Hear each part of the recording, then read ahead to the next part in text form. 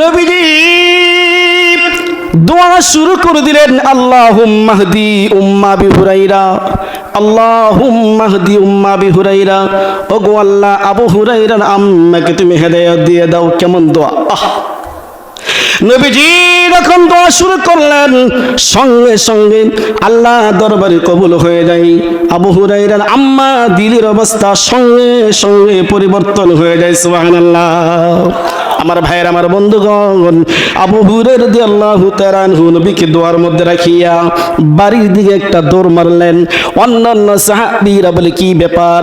আবু হুরায়রা নম্র ভদ্র সাহাবী, দৌড়ে কেন কারণ কি? ও আবু হুরায়রা, দাঁড়াও দাঁড়াও দাঁড়াও, দৌড়ো কেন? আবু হুরায়রা বলে, আমাকে দৌড়তে দাও। আমার আম্মার হেদায়েতের জন্য নবীজি দোয়া করতে চান। আমি দেখতে চাই, জানতে চাই নবীজির দোয়া বাড়িতে গিয়ে আগে পৌঁছে, না আমি আবু হুরায়রা বাড়িতে যাই আগে পৌঁছতে পারি? আপনাদের কি ধারণা, নবীর দোয়া আগে পৌঁছবে না আবু হুরায়রা দৌড়িয়া বাড়িতে আগে পৌঁছবে? নবীজি দোয়া যখন শুরু করেছেন, সঙ্গে সঙ্গে কবুল হইয়া গেল। আবু হুরায়রার আম্মা ঈমান আনার জন্য ছটফট শুরু করে দিল। আবু হুরায়রা রাদিয়াল্লাহু তাআলা আনহু বাড়িতে পৌঁছলেন। আবু হুরায়রার আম্মা যখন টের পাইলেন আমার সন্তান আসছে, আবু হুরায়রার মা ডাক দিয়ে কল, বাবা আবু হুরায়রা আইছো? বলে, হ্যাঁ আইছি। আমাকে তাড়াতাড়ি সেই নবীজির দরবারে নিয়ে যা, যে নবীজির দরবারে যাওয়ার জন্য তোকে গালাগালি করতাম, মারামারি করতাম রে বাবা। আমার মন ছটফট ছটফট শুরু করে দিয়েছে, কেন জানি আমি কিছুই জানি না। আবু হুরায়রা বলে, মা এমনি না নবীজি মাধ্যমে তোমার জন্য দোয়া করাইছি রে মা। যে নবীজি তোমার জন্য দোয়া করেছেন, ওই নবীজি যদি কারো জন্য দোয়া করে, সেই দোয়া কখনো বিফলে যাবে না। সেই নবীজির দোয়া আল্লাহ কবুল করেছে। আবু হুরায়রা রাদিয়াল্লাহু তাআলা আনহুর মা বলে, বাবা আবু হুরায়রা তাড়াতাড়ি চল, নবীজির দরবারে আমাকে নিয়ে যা। আবু হুরায়রা রাদিয়াল্লাহু তাআলা আনহু মাকে সঙ্গে করে নবীজির দরবারে নিয়ে গেলেন। নবীজির চেহারা দেখিয়া আবু হুরায়রার মা আশ্চর্য হয়ে গেলেন। এত আয়াতে কারিমা তেলাওয়াত করেছি, সূরা বানী ইসরাঈল 23 নম্বর আয়াত। আল্লাহ রাব্বুল আলামিন এই আয়াতের মধ্যে দুই ধরনের কথা বলেছেন। একটা হলো শিরক মুক্ত ইবাদত, আরেকটা হলো মা এবং বাবার খেদমত। দুইটা কথা, একটা হলো শিরক মুক্ত ইবাদত, আরেকটা হলো মা এবং বাবার খেদমত। وَقَضَى رَبُّكَ أَلَّا تَعْبُدُوا إِلَّا إِيَّاهُ وَبِالْوَالِدَيْنِ إِحْسَانًا। আল্লাহ তাআলা বলেন, হে নবী, আপনার রব আপনাকে আদেশ করেছেন যে মানুষদেরকে এই দাওয়াত দিবেন, মানুষ যেন এক আল্লাহর ইবাদত করে। কয়জনের? এক আল্লাহর ইবাদত করে। আকাশের নিচে জমিনের উপরে অসংখ্য মানুষ রয়েছে, সূর্যের পূজা করে, চন্দ্রের পূজা করে, আগুনের পূজা করে, মূর্তির পূজা করে। অথচ মূর্তি মানুষকে বানায় নাই, আকাশ মানুষকে বানায় নাই, সূর্য মানুষকে বানায় নাই, আমি আল্লাহ বানিয়েছি। আল্লাহ দাবি করেছেন এটা আমি বানিয়েছি। এই মানুষ কিভাবে সূর্যের সামনে মাথা নত করে? সূর্য তাকে বানাই নাই। মূর্তির সামনে মাথা নত করে, মূর্তি তাকে বানাই নাই, আমি আল্লাহ বানিয়েছি। সূরাতুন নাহল ৭৮ নম্বর আয়াতের মধ্যে আল্লাহর পরিচয় দিয়েছেন আল্লাহকে। والله أخرجكم من بطون أمهاتكم لا تعلمون شيئا وجعل لكم السمع والأبصار والأفئدة لعلكم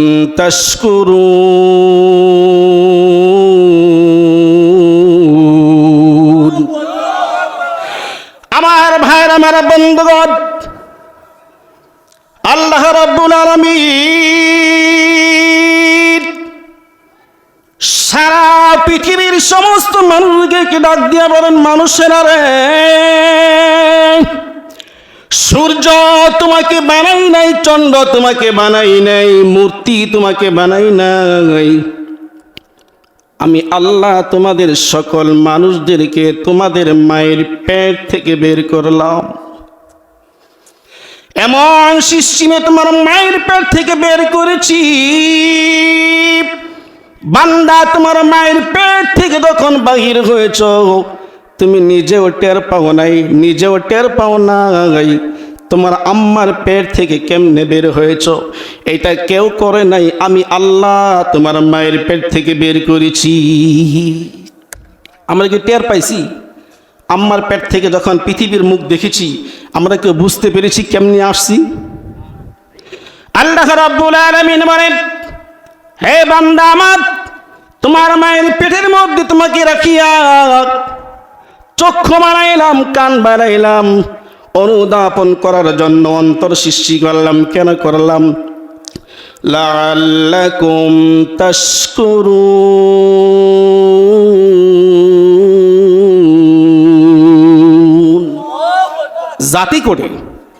যাতে করে তোমরা সকলেই শুকর আদায় করো, ইবাদত বندگی করো, আমার গোলামি করো, আমার দাসত্ব করো। তাহলে পুরা শুকর আদায় করো, তাহলে পুরা শুকর আদায় করা হবে। সেই জন্যই তুমি আল্লাহ তোমাকে বানিয়েছে। তাহলে আমরা যদি শুধু আলহামদুলিল্লাহ বলি তাহলে পুরা শুকর আদায় হবে না। শরীয়তের ভিতরে পুরাপুরি যদি চলতে পারি তাহলে পূর্ণ শুকর আদায় হবে। আরেকটা হুকুম আল্লাহ তাআলা দিয়েছেন, ওয়াবিল ওয়ালিদাইনি ইহসানা, মা এবং বাবার সাথে সৎ ব্যবহার করবা। আমি আল্লাহ সৃষ্টি করেছি, আমার ইবাদত করবা, আমার গোলামি করবা, আমার দাসত্ব করবা, আমার কৃতজ্ঞতা প্রকাশ করবা। মা এবং বাবার মাধ্যমে পৃথিবীর মুখ দেখেছ, সুতরাং মা এবং বাবার সাথে ভালো ব্যবহার করবা। আমার ভাইয়ের, আমার বন্ধুগণ,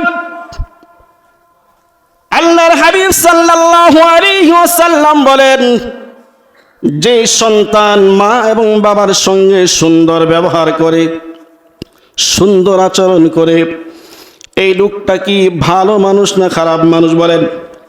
যে সন্তান মার সঙ্গে ভালো ব্যবহার করে, আল্লাহর হাবিব বলেন এটা হলো নেক সন্তান। এই নেক সন্তান যদি মা এবং বাবার মুখের দিকে একটা নজর রহমতের দৃষ্টি দিয়ে তাকায়, নরম মেজাজ নিয়ে তাকায়, আল্লাহর হাবিব বলেন তার আমল নামায় একটা কবুল হজের সওয়াব লিখে দিবেন। সুবহানাল্লাহ।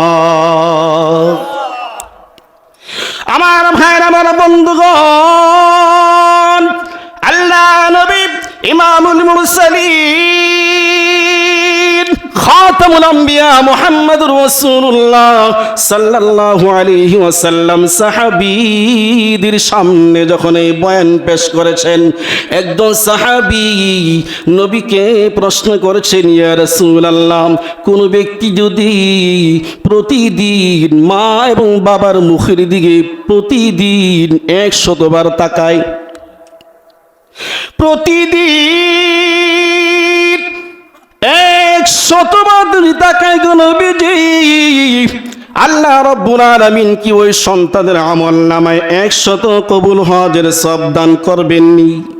আমার ভাইয়ের, আমার বন্ধুগণ, আল্লাহর হাবিব সাল্লাল্লাহু আলাইহি ওয়াসাল্লাম সাহাবীকে বললেন, হ্যাঁ, কোন সন্তান যদি মা এবং বাবার মুখের দিকে রহমতের দৃষ্টি দিয়া নরম মেজাজ নিয়ে 100 বার তাকায়, আল্লাহ রাব্বুল আলামিন ওই সন্তানের আমল নামায় 100 কবুল হজের সওয়াব দান করবেন। সুবহানাল্লাহ। মা এবং বাবা যাদের আছে তাদের ভাগ্য ভালো। মা এবং বাবা যাদের আছে তাদের দিকে তাকাইবা সন্তান, নরম মেজাজ নিয়ে তাকাইবা, গরম মেজাজ নিয়ে তাকাইও না, চোখ বড় করে তাকাইও না। এটা আল্লাহ রাসূল নিষেধ করেছে। আমার ভাইয়ের, আমার বন্ধুগণ, একজন সাহাবী আল্লাহর হাবিব সাল্লাল্লাহু আলাইহি ওয়াসাল্লামকে বললেন, ইয়া রাসূলুল্লাহ, আমার থেকে সৎ ব্যবহার পাওয়ার হকদার সবচাইতে বেশি কে রাখে? নবীজি বললেন, তোমার মা। সাহাবী আবার জিজ্ঞেস করলেন, ইয়া রাসূলুল্লাহ, তারপরে কে? নবীজি বললেন, তোমার মা। সাহাবী আবার জিজ্ঞাসা করলেন, ইয়া রাসূলুল্লাহ, তারপরে কে? নবীজি বললেন, তোমার মা। সাহাবী আবার জিজ্ঞাসা করলেন, ইয়া রাসূলুল্লাহ, তারপরে কে? নবীজি বললেন, তোমার বাবা। মায়ের কথা নবীজি কয়বার বলেছেন? আওয়াজ দিয়ে কথা বলেন ভাই। নবীজি মায়ের কথা কয়বার বলেছেন? 3 বার বলেছেন। বাবার কথা একবার বলেছেন। ভাই, আমরা এই যে মাঝখানে ফাঁকা ফাঁকা দেখা যাচ্ছে, অসুন্দর দেখা যায়, আপনারা সকলে জিকিরের সাথে একটা পরিবেশ করেন। লা ইলাহা ইল্লাল্লাহ, লরি ভাই, লা ইলাহা ইল্লাল্লাহ, লা ইলাহা ইল্লাল্লাহ, লা ইলাহা ইল্লাল্লাহ। আকাশের মালিক যে আল্লাহ, জমিনের মালিক সে আল্লাহ, লা ইলাহা ইল্লাল্লাহ, জোরে লা ইলাহা ইল্লাল্লাহ। আকাশ বাতাস আল্লাহ নয়, চন্দ্র সূর্য আল্লাহ নয়, আল্লাহ হলেন সবার সেরা, যার নাই তুলনা এই ধরা। লা ইলাহা লাহু, লা ইলাহা, লা ইলাহা ইল্লাল্লাহু মুহাম্মাদুর রাসূলুল্লাহ সাল্লাল্লাহু আলাইহি ওয়াসাল্লাম। বলতেছিলাম, নবীজি মায়ের কথা 3 বার বলেছেন, বাবার কথা 1 বার। কেন বলেছেন? মুফাসসিরিন ইকরাম তাফসীরি কিতাবে লিখেছেন, মা দুঃখিনী প্রচণ্ড কষ্ট স্বীকার করে 3 সময়।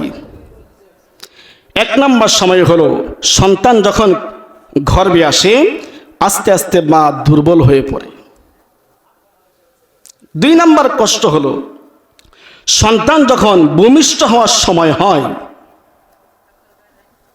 তখন এমন প্রচণ্ড বেদনা শুরু হয়, এই বেদনার কথা পুরুষ জাতি বুঝবে না নারী ছাড়া। 3 নম্বর কষ্ট হলো সন্তানকে যখন লালন পালন করতে হয়, 2 বছর পর্যন্ত সন্তানকে দুধ পান করাইতে হয়। এই দুধ কি আমরা খাই নাই? সবাই খেয়েছি।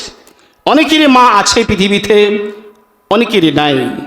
যাদের নাই তারা একটু মার কথা স্মরণ করে আজকের মাহফিলে 2 চোখের পানি ফেলে দোয়া করবেন। তো সন্তানের জন্য মা এত কষ্ট করে গভীর রজনীতে রাত্র 3টা বাজে যদি সন্তান ওয়া করে চিৎকার মারে, পরিবারের কোনো মানুষ ঘুম না ভাঙলেও মা দুঃখিনীর ঘুম ভেঙে যায়। ইনি হলেন মা, ইনি হলেন মা, ইনি হলেন মা। সূরা লুকমান 14 নম্বর আয়াতের মধ্যে আল্লাহ তাআলা বলেছেন, ووصينا الإنسان بوالديه حملته أمه وهنا على وهن وفصاله في عامين أن اشكر لي ولوالديك إلي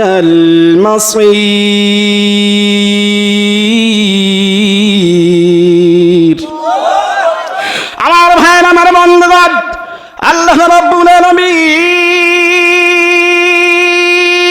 সূরা লুকমানের 14 নম্বর আয়াত নাযিল করিয়া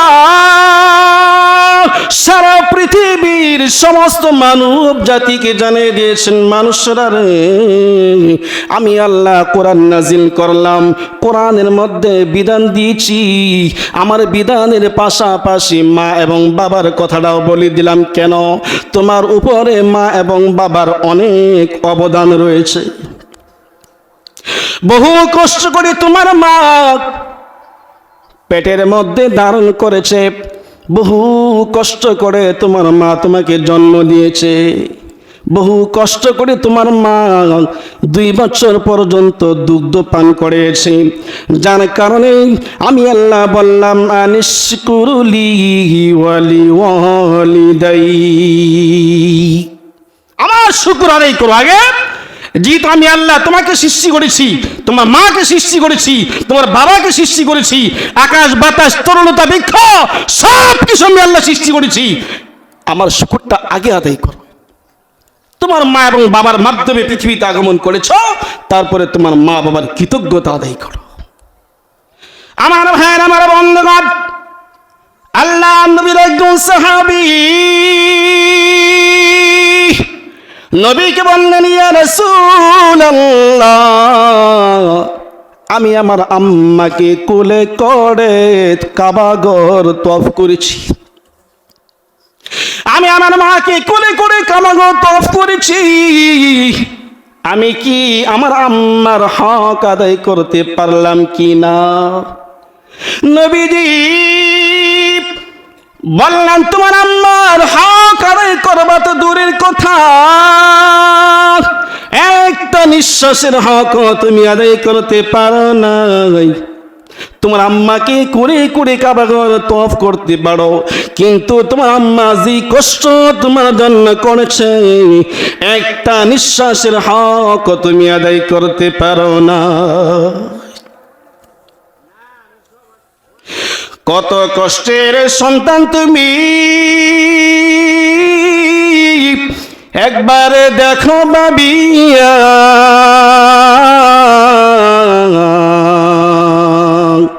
কেমনে সন্তান দূরে রইলি মা বাবা বলিয়া। অনেক সন্তান আছে বিবাহ শাদী করার পর মা বাবার কোনো খোঁজ খবর নেই, না আছে না নেই? বিদেশ গিয়েছে, লক্ষ লক্ষ টাকা কামাইতেছে, কিন্তু স্ত্রীর সাথে তার ভালো সম্পর্ক, কিন্তু মা বাবার জন্য 1000 টাকাও দেয় না। কোন কোন শীতের মধ্যে মা কষ্ট করে, ঠিক মতো খাবারও পায় না, কিন্তু নিজের স্ত্রীর শরীরের মধ্যে স্বর্ণের জেহার অভাব নাই। ও সন্তান নাফরমান, একবার চিন্তা করেছো তোমার মা তোমাকে কত কষ্ট করে তিলে তিলে বড় করেছে, তোমার বাবা কত কষ্ট করে তিলে তিলে বড় করেছে, একবার ভেবেছ? আমার ভাইরা, অনেক কষ্ট করে মা এবং বাবা আমাদেরকে লালন পালন করেছেন, সেই মা এবং বাবাকে ভোলা যাবে না। আল্লাহ রাব্বুল আলামিন বলেন, যদি মা এবং বাবা জীবিত পাও, তাদের জীবদ্দশায় তোমাদের উপরে করণীয় কি? ইম্মা ইয়াবলুগান্না ইনদাকাল কিবারা আহাদুহুমা আও কিলাহুমা ফালা তাকুল লাহুমা উফ। আমার ভাইরা, আল্লাহ রাব্বুল আলামিন বলেন, হে সন্তানেরা, তোমার জীবদ্দশায় যদি তোমার আম্মাকে জীবিত পাও, তোমার জীবদ্দশায় যদি তোমার বাবাকে জীবিত পাও, দুইজন তো একসাথে মারা যাবে না। হয়তো বাবা মারা যাবে, মা থাকবে, অথবা মা মারা যাবে, বাবা থাকবে। দুইজনের একজনকে যদি জীবিত পাও, অথবা দুজনকে যদি জীবিত পাও, তোমার উপরে দায়িত্ব হলো তাদের সেবা করা। তোমার উপরে দায়িত্ব হলো তাদের খাবারের প্রয়োজনীয় খাবারের ব্যবস্থা করা। তোমার উপরে দায়িত্ব হলো তারা অসুস্থ হয়ে গেলে চিকিৎসার ব্যবস্থা করা। তাদের সেবা করতে গিয়া যে কষ্ট তোমার হবে, মার সেবা করতে গিয়া যে কষ্ট তোমার হবে, বাবার সেবা করতে গিয়া যে কষ্ট তোমার হবে, তোমার জবান দিয়া উফ শব্দটাও যেন বের না হয়। যেখানে আল্লাহ তাআলা উফ শব্দটাও বলার অধিকার দেয় নাই, সেখানে সন্তান খাবার দিবে না, অসুস্থ হলে চিকিৎসা টাকা দিবে না, এমন সিদ্ধান্ত নেওয়ার কোনো প্রশ্নই আসে না। আমার ভাইয়ের, আমার বন্ধুগণ, মা শব্দের ভিতরে আল্লাহ রাব্বুল আলামিন এত মহব্বত রেখেছেন, ভালোবাসা রেখেছেন। মসজিদের মাহফিল, মসজিদ শব্দ লিখতে গেলে সর্বপ্রথম অক্ষর আসে ম। মাদ্রাসা শব্দ লিখতে গেলে সর্বপ্রথম অক্ষর আসে ম।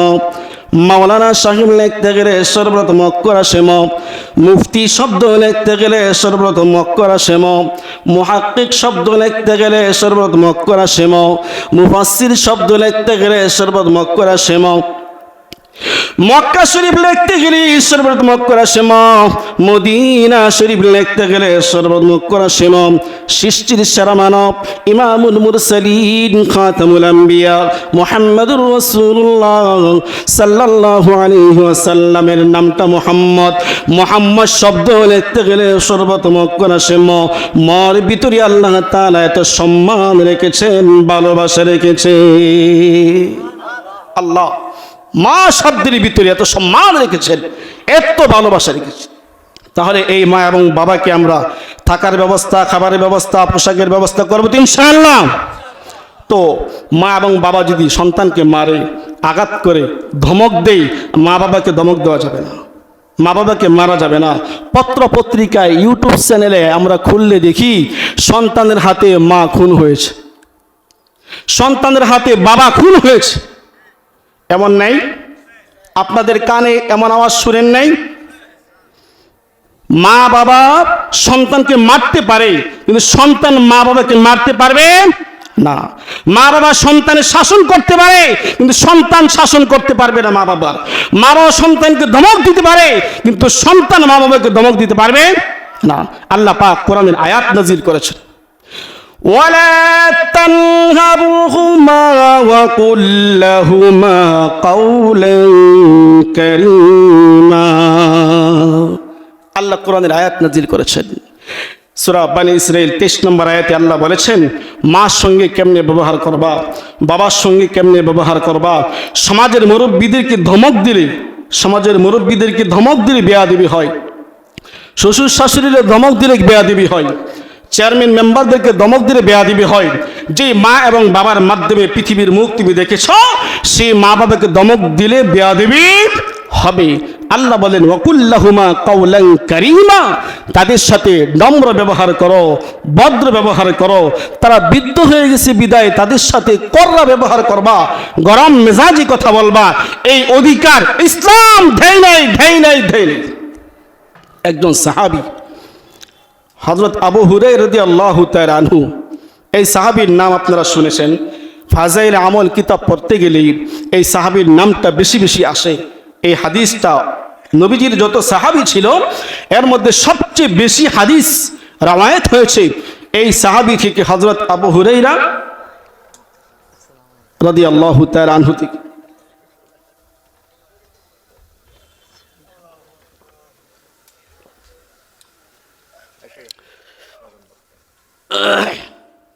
তো বলতেছিলাম, সংক্ষেপ কথা বলে দিচ্ছি, এই সাহাবী নবীজির সামনে এসে কাঁদতেছে।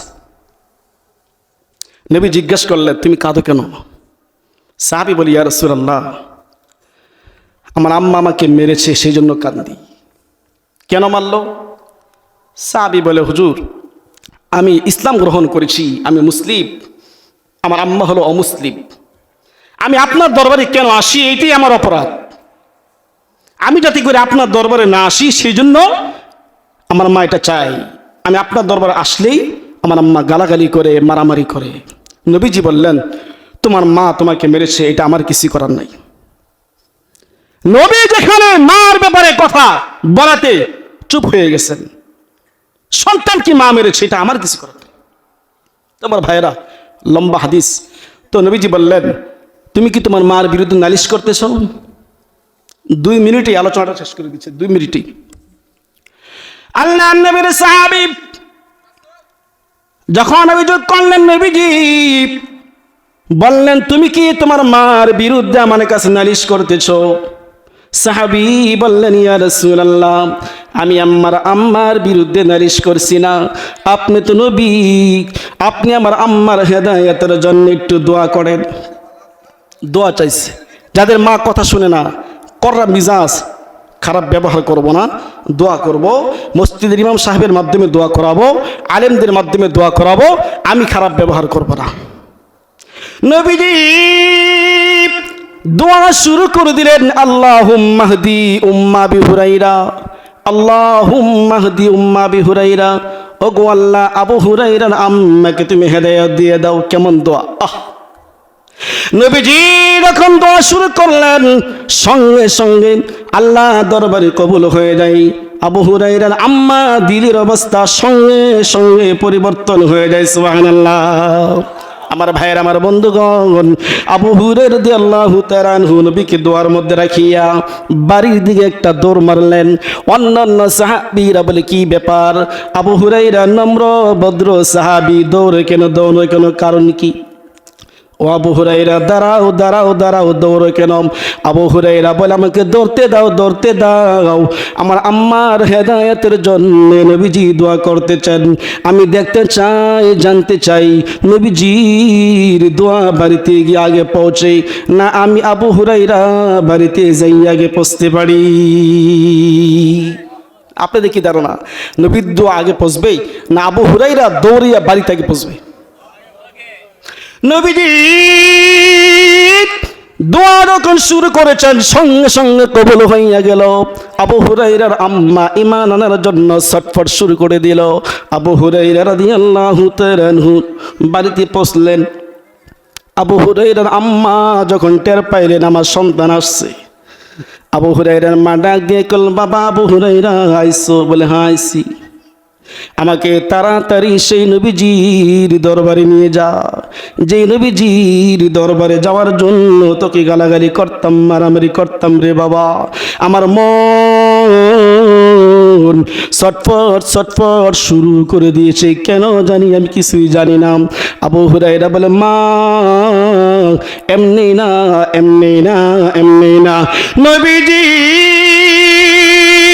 মাধ্যমে তোমার জন্য দোয়া করাইছি রে মা। যে নবীজি তোমার জন্য দোয়া করেছেন, ওই নবীজি যদি কারোর জন্য দোয়া করে, সেই দোয়া কখনো বিফলে যাবে না। সেই নবীজির দোয়া আল্লাহ কবুল করেছে। আবু হুরায়রা রাদিয়াল্লাহু তাআলা আনহুর মা বলে, বাবা আবু হুরায়রা তাড়াতাড়ি চল, নবীজির দরবারে আমাকে নিয়ে যা। আবু হুরায়রা রাদিয়াল্লাহু তাআলা আনহু মাকে সঙ্গে করে নবীজির দরবারে নিয়ে গেলেন। নবীজির চেহারা দেখিয়া আবু হুরায়রার মা আশ্চর্য হয়ে গেলেন। এত সুন্দর মানুষ, এত সুন্দর আখলাকের মানুষের দরবারে আসার কারণে আমার সন্তানকে গালাগালি করেছি, মারামারি করেছি, ভুল করেছি বাবা, ভুল করেছি। এই নবীর দরবার থেকে আমাকে অমুসলিম অবস্থায় বাড়ি মুসলমান বানিয়ে নিবি।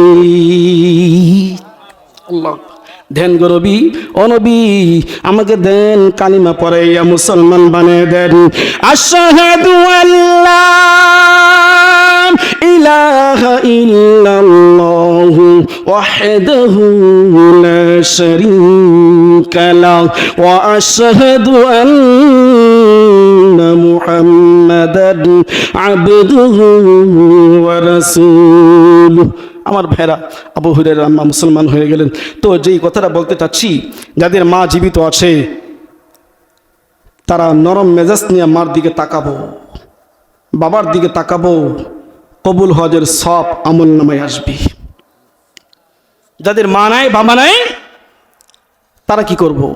নবীজি বলেন, যাদের মা নাই বাবা নাই তোমরা দোয়া করবা, রব্বির হামহুমা কামা রব্বায়ানি সগীরা। 1 নাম্বার। 2 নাম্বার দোয়া করবা, রব্বি গফিরলি ওয়ালি ওয়ালিদাইয়া ওয়ালিল মুমিনিনা ইয়াওমা ইয়াকুমুল হিসাব। ওগো আল্লাহ, মাকে বাবাকে মাফ করে দেন। 2 নাম্বার। 3 নাম্বার, যাদের মা নাই বাবা নাই, তোমার মা বাবা জীবিত থাকাকালীন কোনো অঙ্গীকার করে থাকলে মসজিদে একটা ফ্যান দান করবে, টাকা দান করবে, এমন একটা যদি অঙ্গীকার করে যায়, তোমার আম্মা আব্বার পক্ষ থেকে সেটা পূরণ করে দিবা। 4 নাম্বার, তোমার মা বাবা জীবিত থাকাকালীন যাদের সাথে চলাচল করেছে, বন্ধু বান্ধবদের সাথে চলাচল করেছে, তোমার মা যে মহিলাদের সাথে চলাচল করেছে তাদেরকে মায়ের মতো সম্মান করবা, বাবার বন্ধুদেরকে বাবার মতো সম্মান করবা। 5 নাম্বার, বাবার আত্মীয়তার সাথে সম্পর্ক ঠিক রাখবা, মায়ের আত্মীয়তার সাথে সম্পর্ক ঠিক রাখবা। এই 5টা কাজ যদি করতে পারো, যাদের মা নেই বাবা নেই, সরাসরি মাকে খেদমত করলে, বাবাকে খেদমত করলে যেই পরিমাণ নেকি হতো, এই 5টা কাজ করলেই আল্লাহ রাব্বুল আলামিন সেই পরিমাণ নেকি তোমাদের আমল নামায় দিয়ে দিবেন। সুবহানাল্লাহ।